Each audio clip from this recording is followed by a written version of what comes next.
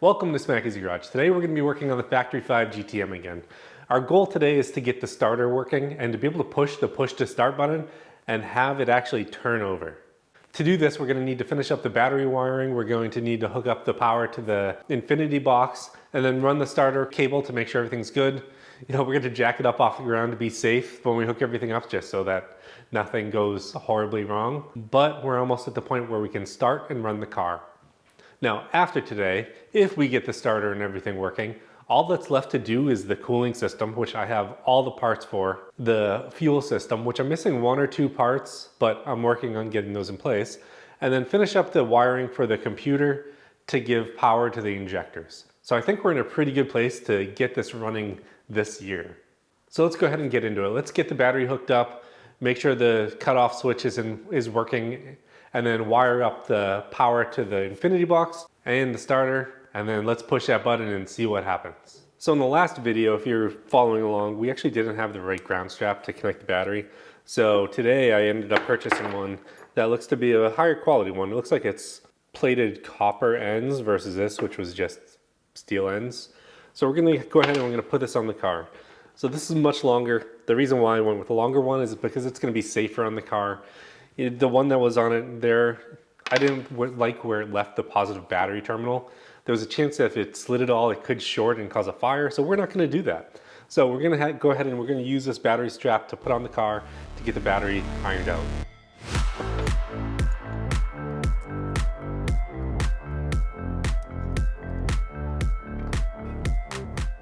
Now, one of the things you'll probably notice right away is how tight it is in here. There is pretty much no room to move around and work. So the ground strap's going into the place that we drilled last time we were working on the car. So back here, then should reach up to the front. So I am using the recommended hardware that came with the kit to start, but I think there might be some areas that I'm gonna end up changing out. All right, so we have this all hooked up now. Ground's in place. I'm not attaching the positive yet because I want to go through and I want to do some safety checks on the car and make sure nothing is shorted from the ground to the positive side of the cable before we power anything up. So the next step is I need to make a cable that goes from here to the bus on that side, which is going to power the InfinityBox. So I'm going to go ahead and I'm going to make that cable now.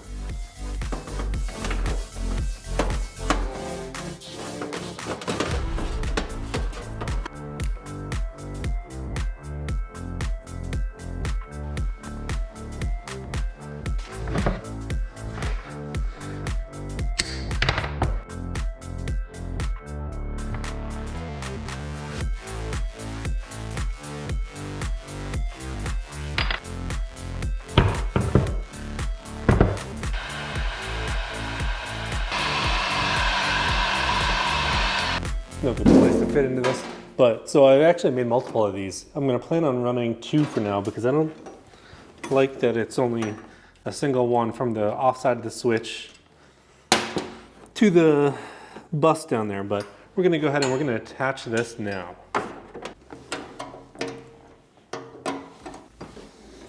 Now my plan after this is done is to actually mount this up here and out of the way so that it's not moving and banging on anything. This way it stays in place. Probably also put some wiring loom on top of it as well. But it's either going to go here, it'll go down there in the bottom. Okay, so everything's wired up and in there. So my plan is to actually mount this wire here or find another place for it. But right now, should be good to do a quick check to make sure that I'm getting power down there to the bus. So we're going to go ahead, we're going to plug the battery in quick. We're going to power it up and see if those light up. Now, one of the things that I'm constantly doing as I'm going through this is, using the multimeter to check. So checking if there's any shorts. So with the positive battery disconnected, I'm going through and I'm checking, is there any power from, or is there any connection resistance from the power wire to ground? And it should be open. I don't have a fuse in the car right now. There's no fusible link. So until that's in place, I want to be really cautious to make sure that nothing is shorting out. But right now, we look good. So for now, I'm just going to take the positive cable. I know it's not on there tight. Okay. I'm gonna flip the switch. And then those systems need to be grounded, so I actually need to have some ground wires touching. So I'm gonna use this ground wire, ground it, and we have power. Looks like I have power on the power cell. Got power out back too, which is good. Now with this all on, I should be able to just hit the switch, it turns off. All right, so that system looks like it's all powered. So now we can go ahead and move on to the starter. But first, to be safe, this needs to come off. Now for this starter, I'm gonna have to run, essentially since I'm not running the solenoid that comes with the ignition switch on the car, I'm gonna have to run my own wire over there from the InfinityBox to the starter solenoid, the activation area. I don't remember what it's called. So to do that, I need to plug these wires in. I believe I need to ground one, and then I need to figure out which is the right wire. So I'm gonna have a starter solenoid wire. I'm also gonna have a ignition wire on this. So I'm gonna go ahead, we're gonna run these probably across the engine for now until I find a good place for them. We're gonna just check the system out, and I'm gonna clean everything up probably offline, not on video. So on this, ignition is white, starter is blue.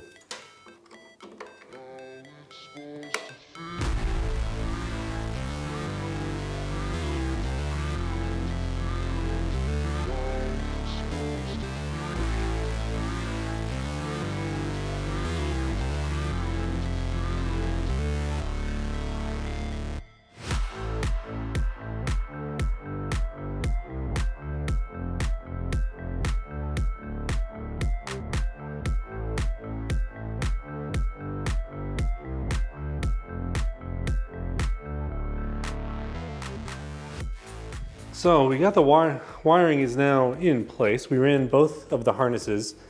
I ended up not realizing that this needed fuses, so I ended up buying the fuses for this to put into place. Spent about an hour and a half trying to figure out why I wasn't getting any voltage through the system, but now it's working. So I have two 10 amp fuses here right now. Ran the wire all the way around to the other side and out. I have one wire that's coming out on this side for a ground, and I have another wire that's coming out on this side for a ground. And then going to connect up the starter terminal, which is going to be right here, when I am ready. One of the things I noticed while working on this is the starter is actually missing some of the bolts for it. So without those, I can't make any progress. The starter uses metric hardware. So I'm going to need to run to the store and pick up some M8, M10, and M5 nuts. So off to the store I go. We'll continue on this on the morning. All right, so it's the next day. I was able to get the nuts and the parts that I need now. So we're gonna go ahead and we're gonna start putting this together. With this, I should be able to just take these and use it to put the wires on, bolt the starter to the car where it belongs, and then see if I can kick it over. So go ahead and get these on. Okay, so the positive wire is disconnected, but if you can see down there, white wire is indeed on the starter, so the solenoid's good.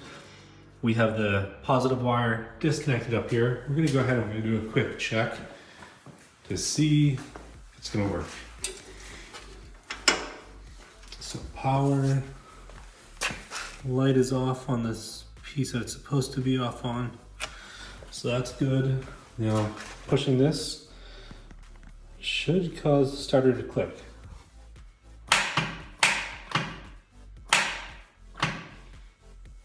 Cool. All right, we can hook up the positive wire, jack up the car, and test it out now. All right, all wired up. I ended up flipping that around to get a little bit more room.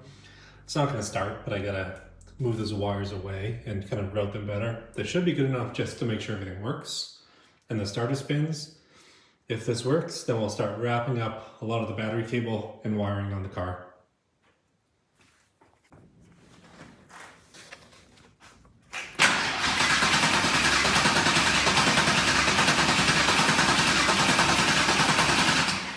All right, so we made a lot of progress, so I feel good.